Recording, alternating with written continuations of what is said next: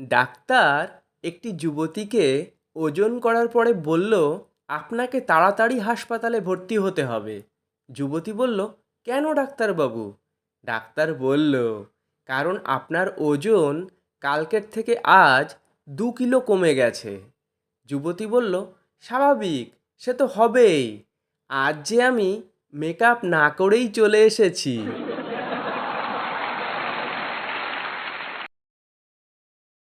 চাকর মালিককে বলল, দাদাবাবু, আপনার কোনো বিশেষ বন্ধু আপনার সঙ্গে দেখা করতে এসেছেন। মালিক বলল, তুমি কি করে জানলে যে সে আমার বিশেষ বন্ধু? চাকর বলল, সে বলল যে সে গাধাটা কোথায়, ওটাকে ডেকে আন।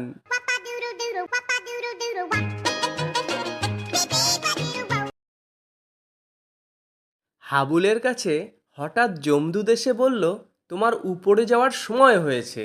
হাবুল বলল, কিন্তু আমি এখন যেতে চাই না। যমদূত বলল, কিন্তু আমার লিস্টের সবার উপরে তোমার নাম লেখা আছে। হাবুল এবার বলল, ঠিক আছে, তুমি একটু খেয়ে দে আরাম করো, এরপর আমাকে নিয়ে যেও। হাবুলের কথা মতো যমদূত খেয়ে দিয়ে আরামের একটা ঘুম দিল।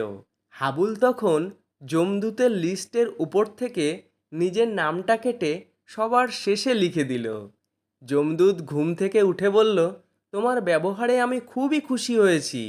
এখন আমি লিস্টের নিচের থেকেই শুরু করব।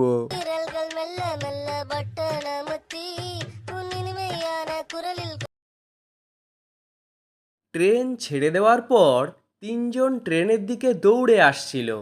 তাই দেখে গার্ড টেনে হিঁচড়ে তাদের মধ্যে দুজনকে তুলতে সক্ষম হলো।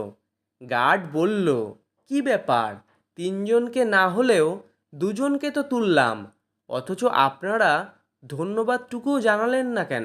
লোক দুজন বলল, ধন্যবাদ দিই কি করে? যেই ব্যক্তিকে আমরা স্টেশনে ফেলে এসেছি আসলে উনিই ছিলেন যাত্রী, আর আমরা এসেছিলাম ওনাকে ট্রেনে তুলে দিতে।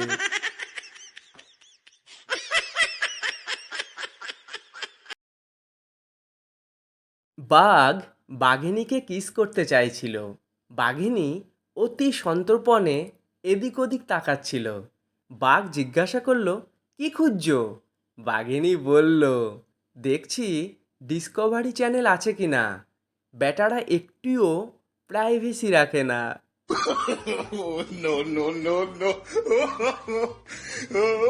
প্রিয় দর্শক বন্ধুরা, আমাদের এই জোকসগুলি আপনাদের ভালো লাগলে প্লিজ চ্যানেলটিকে লাইক ও সাবস্ক্রাইব করে আমাদের সাথে থাকুন।